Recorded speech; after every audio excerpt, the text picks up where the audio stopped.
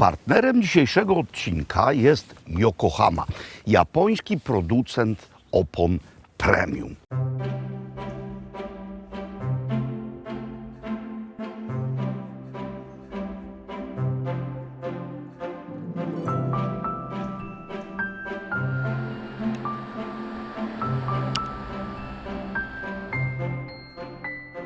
Żegnamy już gościnną Bystrzycę i całe województwo Judetul-Bistrica-Nassau.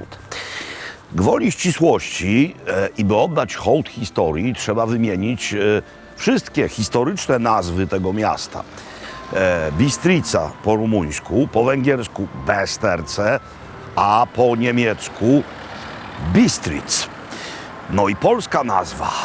Wiele miast w Siedmiogrodzie w związku z historycznymi, jakże bliskimi kontaktami między Transylwanią a Królestwem naszym ma swoje polskie nazwy. I tak jest i w tym wypadku Bystrzyca. Jesteśmy na północnych krańcach Siedmiogrodu. Jak już mówiłem we wcześniejszych odcinkach, to jest jedno z 7 siedmiogrodzkich miast, a 7 bram miejskich jest w herbie Transylwanii. No i najbardziej na północ położone. Zatem jedziemy dalej, ale zanim stąd wyjedziemy, ponieważ dzień wstał piękny, lecz dość chłodny, należy nam się solidna dawka miejscowych kalorii.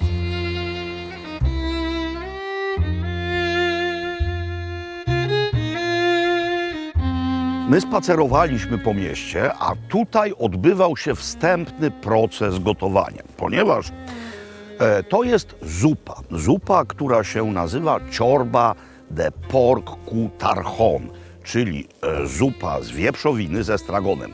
Ale ów pork to musi być kostnica affumata, czyli żeberka wieprzowe. Więc najpierw owe żeberka w całym kawałku zostały zalane wodą, gotowane przez godzinę, następnie wyjęte i pokrojone w kawałki. Po tej godzinie do środka doszły jarzyny, czyli cebula, pietruszka albo też pasternak i zaraz nam tutaj mrugnie marchewka.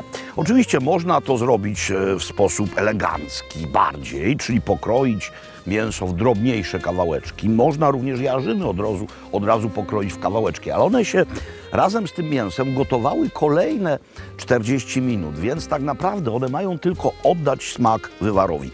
Jedyna przyprawa, jaka tutaj była użyta, to liść laurowy. Trzeba oczywiście w trakcie takiego gotowania zbierać szumowiny i to nieco odtłuszczać, no gdyż to są wieprzowe żeberka, ale z mangalicy, moi drodzy. Mangalica, wędzone.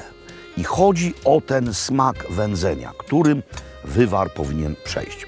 No i teraz ta zupa musi nabrać odpowiedniego koloru, więc dodaję do środka trochę czerwonej papryki. To jest papryka słodka, ona musi mieć barwę.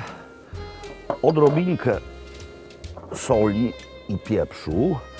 Oczywiście, jeśli nie wiecie, skąd są żeberka i nie znacie stopnia ich słoności, to trzeba to sprawdzić.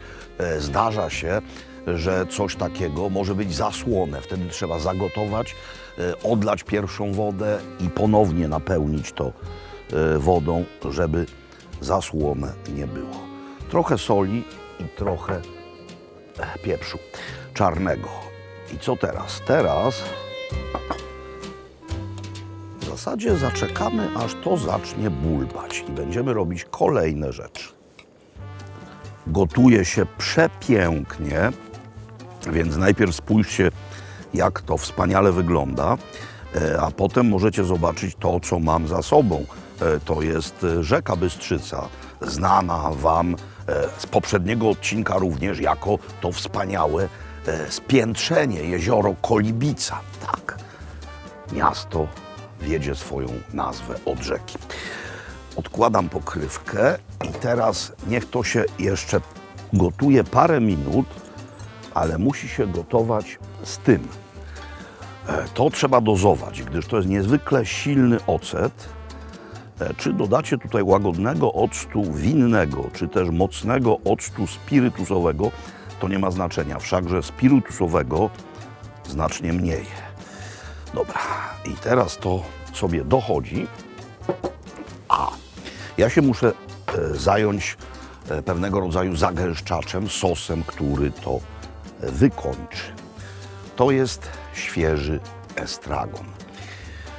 Jeśli gdziekolwiek na Węgrzech na przykład dostaniecie zupę z papryką, ze śmietaną i z estragonem, bądźcie pewni, że ten, który to gotował, ma swoje korzenie w Siedmiogrodzie.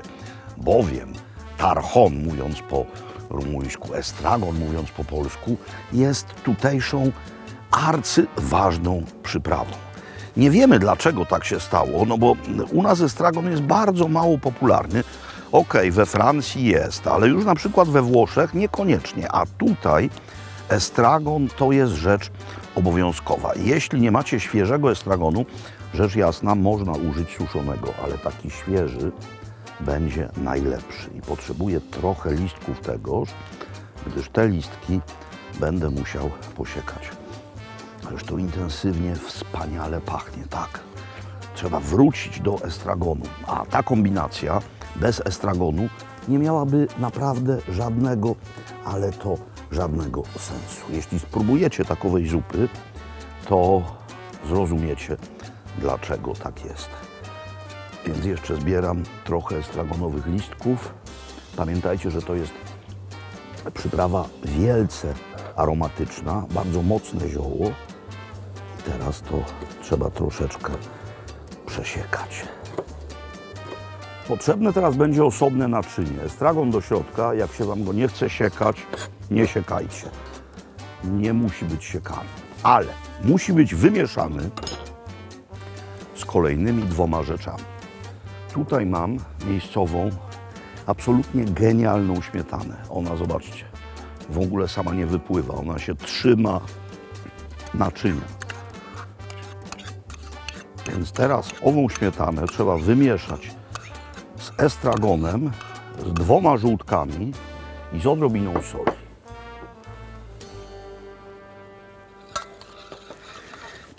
Teraz już koniecznie trzeba wyłączyć gaz albo jakiekolwiek inne źródło ciepła pod zupą, gdyż gdybym tu wlał bezpośrednio wrzątek, to by się ścięło. Zatem, dobra, niech łyżka sobie tutaj stoi i czeka. Muszę nabrać trochę tego gorącego płynu i dać mu trochę ostygnąć. Troszeczkę, żeby to nie było bardzo gorące. Za chwilę będę wlewał i będę całkowicie skupiony na tej czynności, bo muszę od razu mieszać. No jeszcze. Ostygnij, bulionie, proszę Cię. Myślę, że można wlewać. Najpierw odrobinka, a potem cały czas mieszając stopniowo coraz więcej. Gdy w rondelku jest wszystko wymieszane, już wiemy, że się nic nie ścięło, łączymy zawartość obu naczyń. I znowu, cały czas mieszając, stopniowo wlewamy śmietanę z żółtkami i estragonem do środka. Zupa gotowa, naprawdę niezwykle prosta do zrobienia, pod warunkiem, że się ma odpowiednie produkty. Te żeberka wędzone z mangalicy, no to jest rzecz całkowicie genialna. Jest jeszcze jedno wykończenie, o nim za chwileczkę, to już na mnie czeka. To wykończenie to jest mianowicie, moi drodzy, coś, co nazywa się siedmiogrodzkim grzebieniem. O, jakże ja to lubię. Co robimy? Bierzemy plaster dość gruby wędzonej słoniny, najlepiej z mangalicy. Musimy uciąć ten plaster ze skórą, naciąć go w ten sposób, a następnie położyć to na patelnię albo wsadzić do gorącego pieca. I wówczas to uzyskujemy ową cudowną formę. To jest właśnie siedmiogrodzki koguci grzebień. No i to jest jakże cudowny dodatek do tej zupy. Jest jeszcze jeden dodatek oczywisty, mianowicie chleb.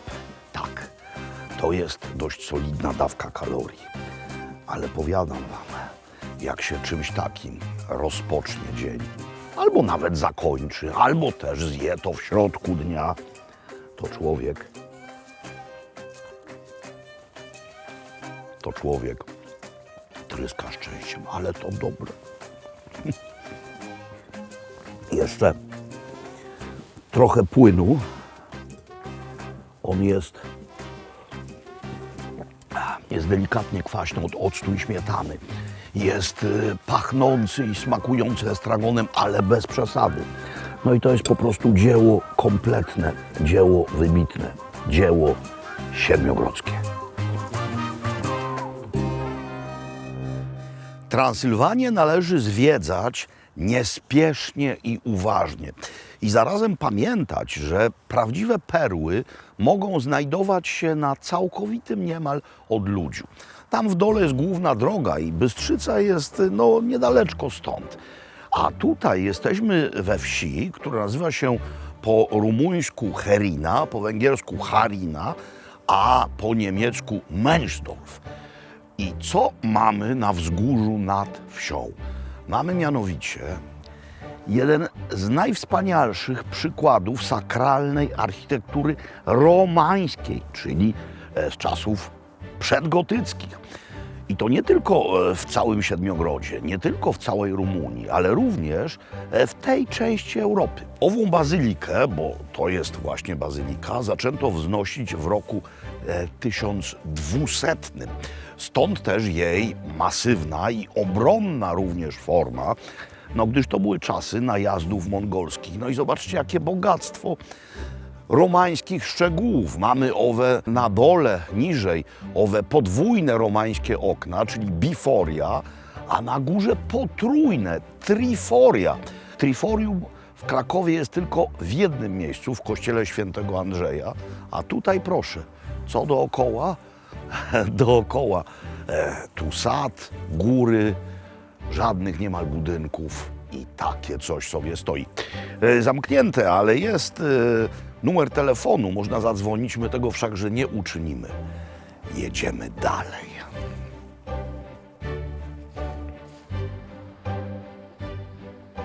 W Siedmiogrodzie jest niezwykle dużo do zwiedzania i do podziwiania, ale tego miasta nie mogliśmy sobie podarować.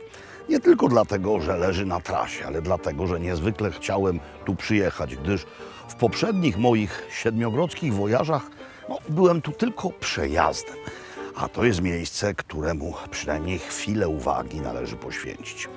Rumuńska nazwa miasta Targu Mureș, ale trzeba niemal od razu wymienić nazwę madziarską, czyli Maros-Vásárhely.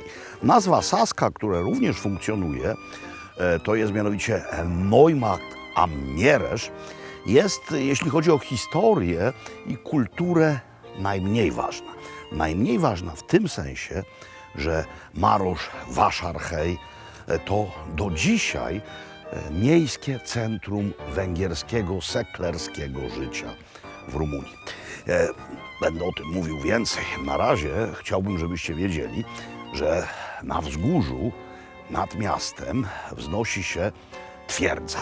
I ową twierdzę ufundował, również miejscowy władca, wojewoda, Batory István, czyli król nasz, jakże wybitny Stefan Batory. Te charakterystyczne kształty, owa siedmiogrodzka wieża nie pozostawia żadnych złudzeń co do miejsca, w którym jesteśmy. Za chwilę zejdziemy w dół i zobaczymy miasto.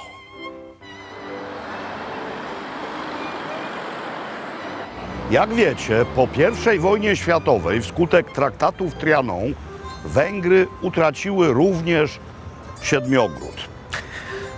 Tutaj niemal od zarania żyła większość rumuńska. Najwięcej żyjących ludzi w Siedmiogrodzie przez całe wieki to byli właśnie Rumuni. Ale jeśli chodzi o klasy polityczne i klasy posiadające, to byli tylko Węgrzy i Sasi. Do tego stopnia, że Rumuni nie mogli się nawet osiedlać w miastach do końca I wojny światowej. Austro-Węgry, czyli twór istniejący od roku 1867, dzielił się na dwie części. Na Przedlitawię i Zalitawię. Przedlitawia to była część austriacka. I w tej części mieszkające nacje tamże miały autonomię, czyli mogły się uczyć w swoich językach, przez nich, przez lokalnych ludzi, przez lokalne nacje był opanowany samorząd, wysyłano posłów do parlamentów lokalnych i do centralnego parlamentu w Wiedniu. Natomiast w Zalitawii był jednak, powiedzmy sobie szczerze, zamordyzm. W tym sensie, że zgodnie z tezą Kossuta uważano, że jedynie Węgrzy są narodem politycznym. Zresztą w dawnym całym królestwie w koronie świętego Stefana Węgrzy deklarujący się jako Węgrzy stanowili mniejszość, więc ludzi madziaryzowano. Tak czy inaczej to się skończyło po traktacie w Trianon i mnóstwo Węgrów zaczęło żyć na obczyźnie. Ale o tym rozwinę się, jak tylko przejdę szczęśliwie na drugą stronę ulicy. Węgry w czasach Horthyego odzyskały na chwilę północny Siedmiogród wskutek tak zwanego drugiego arbitrażu wiedeńskiego w roku 1940.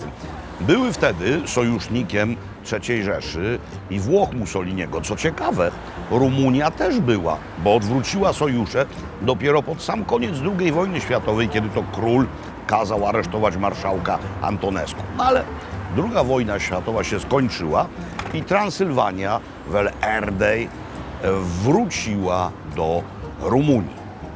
Ale po tejże wojnie władze rumuńskie przyznały mieszkającym tu Węgrom autonomię. Było kilka okręgów seklerskich, a ich stolicę ustanowiono właśnie tu w Maros-Vásárhely, Targu Muresz. Potem zaczęto ową autonomię ograniczać. Potem zrobiono tylko jeden autonomiczny okręg węgierski ze stolicą tutaj, a w końcu Ceausescu w ogóle to zlikwidował i uczynił z Targu Muresz coś w rodzaju miasta zamkniętego. Wedle dzisiejszych spisów ludności przeszło połowa mieszkańców Maros-Vásárhely, Targu Muresz nadal przyznaje się do węgierskości, co zresztą widać i słychać. Mamy dwujęzyczne napisy, mamy dwujęzyczne nazwy ulic, mamy pomniki wielu madziarskich bohaterów.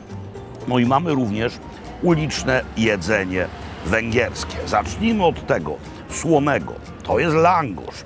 Kiedy wszedłem do lokalu, by sobie coś takiego zamówić, to pani najpierw zaczęła do mnie mówić po rumuńsku, ale ja mam w łeb wbitą madziarską frazę i powiedziałem sajtos tejfeles fokhagma, czyli że chcę langosza ze śmietaną, z serem i z czosnkiem, z pastą czosnkową.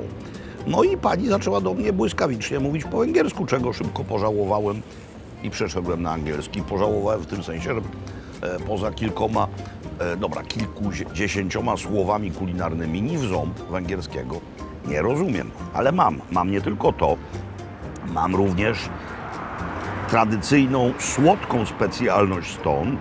To się nazywa kürtes kolács. Jest siedmiogrodzkim kołaczem właśnie. Ciasto się wylewa na taki bęben.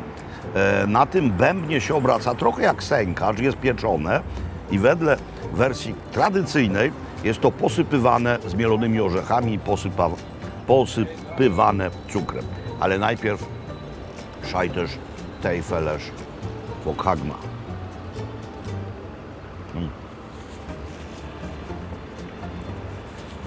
Dobry langosz. Nigdy nie jest zły, ale już chyba jednak nigdy chudy nie będę. Smażone w głębokim tłuszczu. Dodatek ziemniaków, puszysty, bardzo dobry. A ser kaszkawal, rumuński. Dobra. Z nodią finą. Tę frazę po węgiersku również znam. Na przełomie XIX i XX wieku miasto wzbogaciło się niezwykle, bo w pobliżu odkryto złoża gazu ziemnego. No i zaczęto stawiać różnego rodzaju gmachy użyteczności publicznej, szalone zupełnie w obowiązującym wtedy stylu secesyjnym. To jest Pałac Kultury, tak go postawiono, takie funkcje miał pełnić i nadal pełni. Najwspanialszy przykład secesji nie tylko w okolicy, ale w ogóle w całej Transylwanii. To jest absolutne wariactwo. Niemieckim terminem coś takiego określa się Gesamtkunstwerk, czyli skończone dzieło sztuki. Absolut, bo chodzi tutaj nie tylko o formę architektoniczną, ale wszystkie detale. Rzeźby, witraże, klamki, wnętrze. To wszystko zrobiono z najwyższym smakiem w stylu secesyjnym. Obok mamy kolejne secesyjne wariactwo. To jest dawny ratusz. No zobaczcie na ową wieżę, zobaczcie na te dachówki kolorowe, motywy kwiatowe, jak wyglądają w tym okna. To jest tylko czubeczek miejscowej secesyjnej góry lodowej.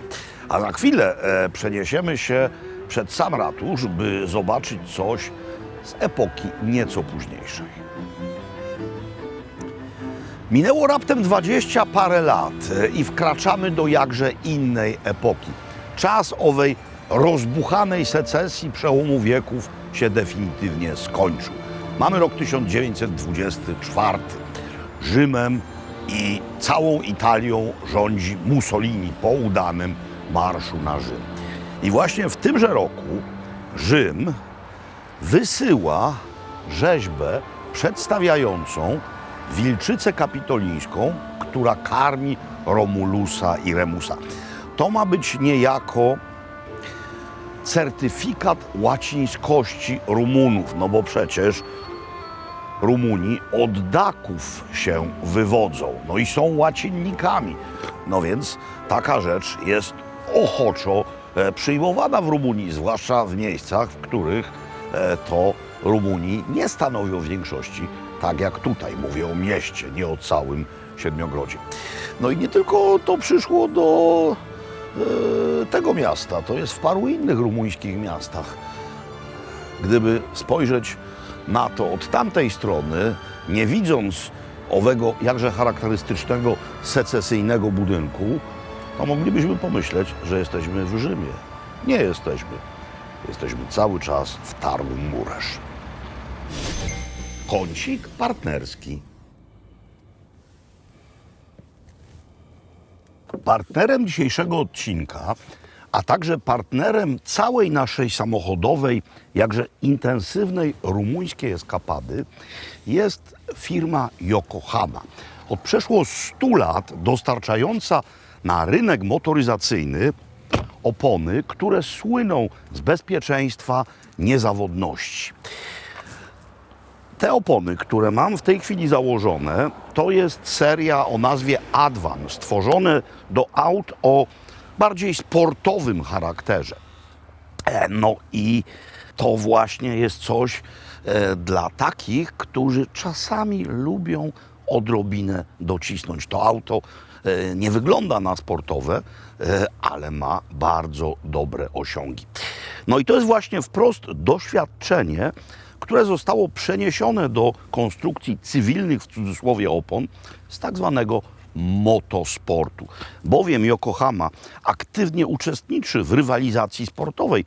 No na przykład jej opony jeżdżą w słynnych wyścigach Formuły 3, czy też w legendarnym 24-godzinnym wyścigu na torze słynnym w Nürburgringu. No i ja nie czuję się tutaj może jak Emerson Fittipaldi, ale te opony są niezawodne i co czuję przy każdej minucie jazdy, są ciche.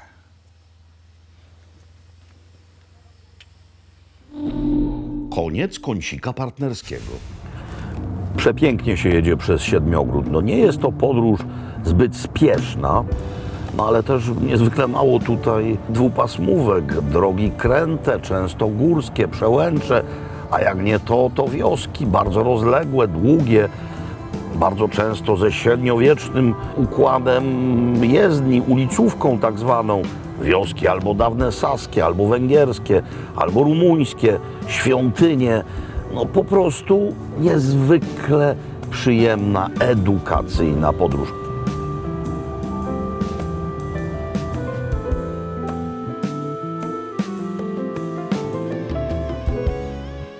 Dotarliśmy do miejsca, w którym po raz pierwszy byłem 20 parę lat temu.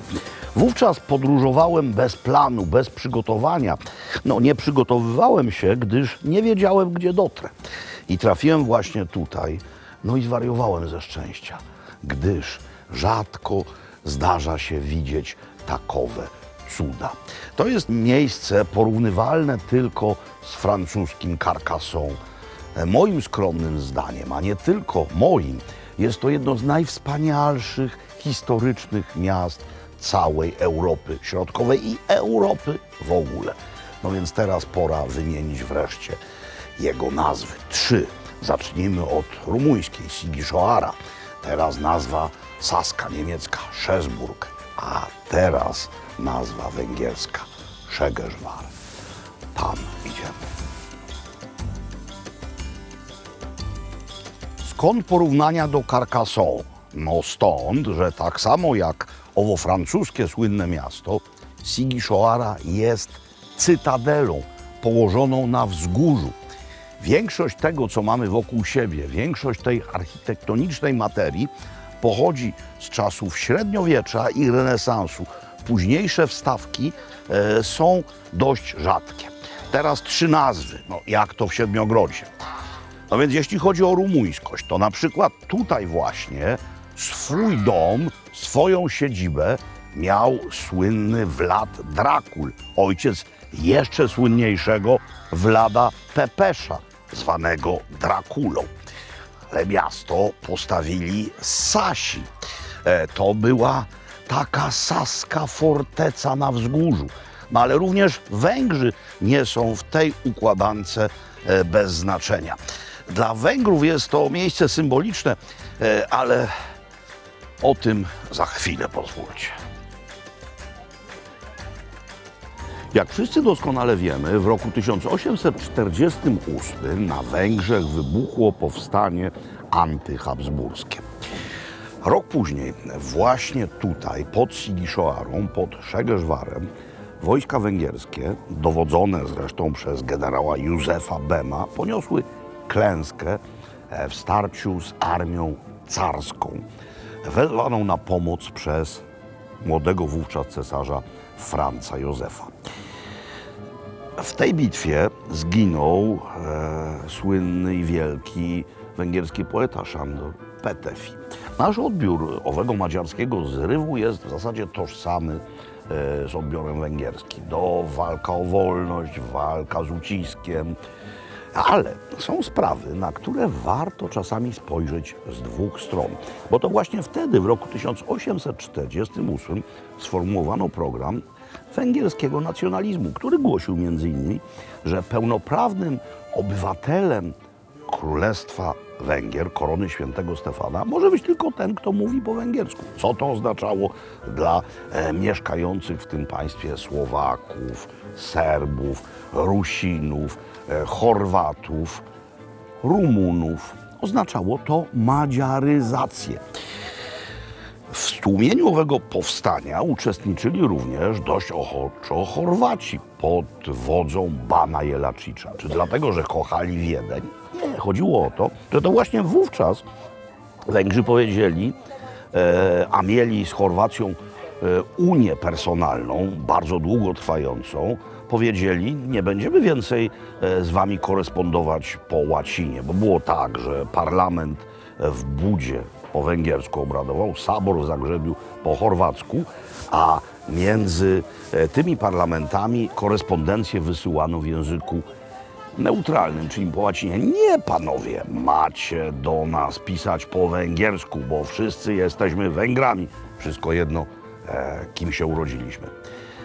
No i widzicie, to jest zupełnie inny odbiór. A teraz, niezależnie od wszystkiego, zobaczcie, co jest na etykiecie stojącego tutaj octu balsamicznego. Franz Józef, tylko nie ten młody, tylko ten, którego szanujemy, ten starszy z czasów autonomii.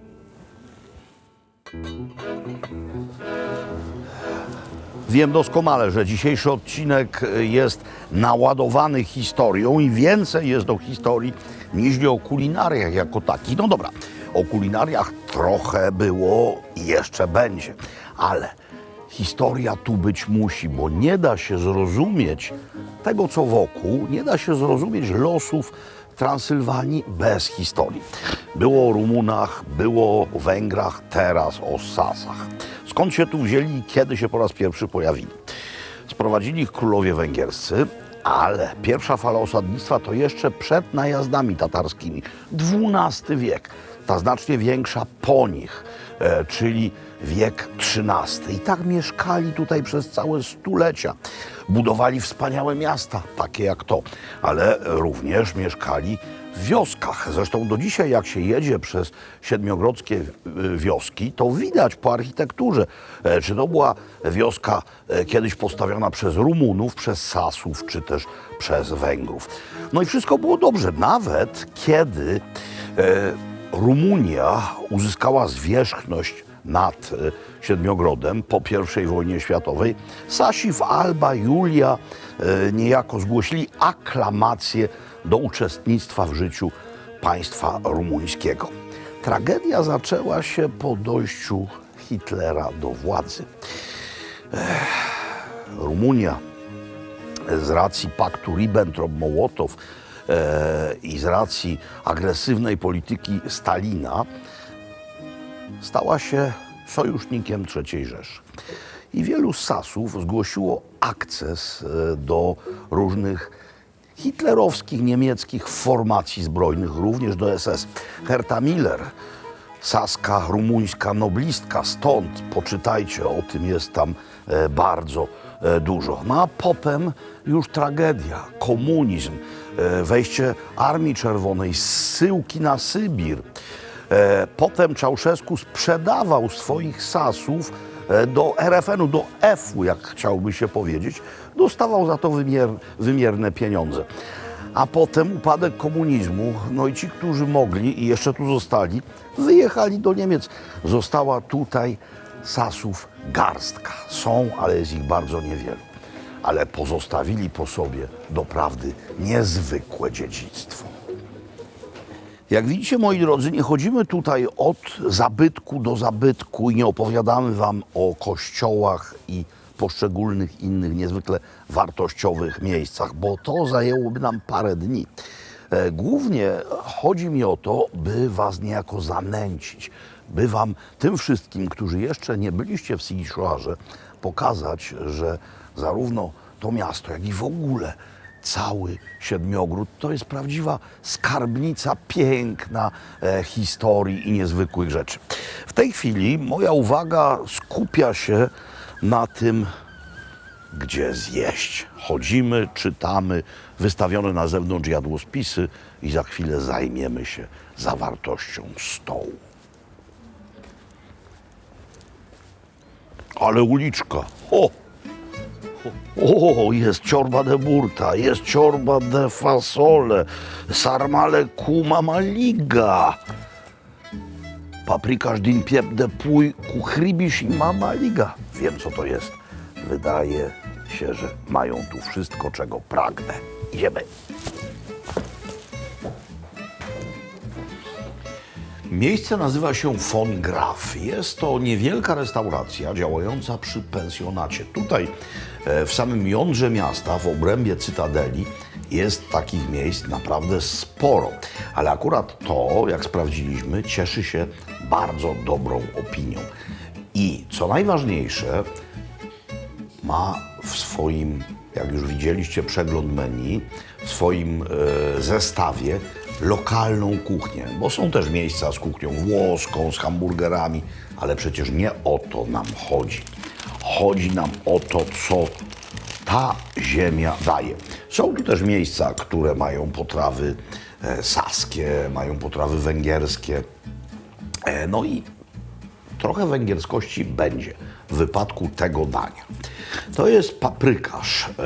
No to czytałem w menu przed wejściem, ale zobaczcie, ten paprykarz różni się od paprykarza węgierskiego. Po pierwsze, ten sos śmietanowy ma znacznie mniej papryki. To jest kurczak, ale oprócz tego są tu również grzyby i są to prawdziwki. Do tego jest mama łyga, ale mama łyga, która była najpierw ugotowana, ona zastygła, następnie się ją kroi nicią, najlepiej, a potem te plastry odsmaża na patelni albo na ruszcie. Dokładnie tak samo robią Włosi z polentą. I zacznę od tego. Marzyłem o takim śmietanowym sosie. Bardzo grzybowy aromat. Papryka tutaj jest tylko takim leciutkim dopełnieniem. Śmietana i prawdziwki. Tak to smakuje. To są znane wam już doskonale sarmale, gołąbki. Nawet nie wiem, czy są z kapusty kiszonej, czy ze świeżej. Tutaj jest ich druga porcja, więc zanurzę dziób w tę porcję, bo to jest zamówienie Agnieszki i już wam powiem, jakie to jest. Kapusta świeża, do tego również smażona mama łyga, kawałek wędzonej, ugotowanej wieprzowiny, śmietana oraz ostra papryka. To są mici, czyli mititei, no czyli coś, o czym już też tu mówiłem, owe kiełbaski przypominające cevapcici. A tego jeszcze nie było. Tego jeszcze nie było. To jest kaszkawal pane. No, czyli wyprażany albo smażony sir, jakby powiedzieli Słowacy i Czesi. Ale zabawa zaczyna się wtedy z tym daniem, dość prostym, jeśli ten ser jest dobrej jakości. A kaszkawał z reguły jest doskonały. Więc już wam mówię.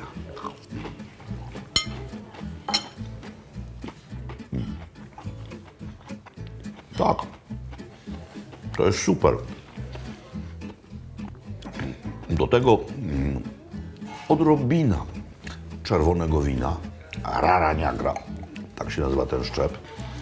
No i moi drodzy, nasyciwszy się tutaj, jeszcze będziemy chwilę chodzić i myślę, że jeszcze się zobaczymy. A na razie paprykarz de puy. 2 kawałki polenty, mama łygi, za dużo, 1.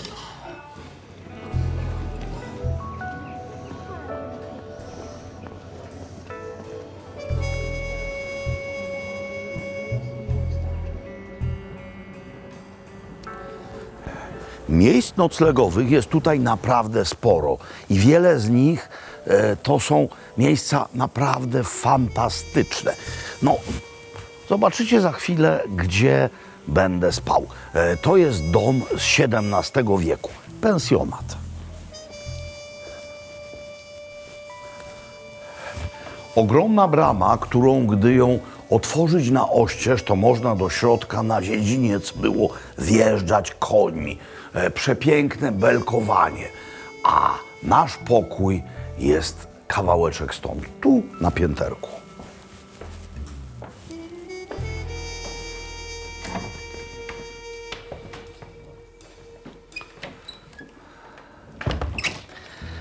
Hotele, nawet te najlepsze na całym świecie, wyglądają dość podobnie.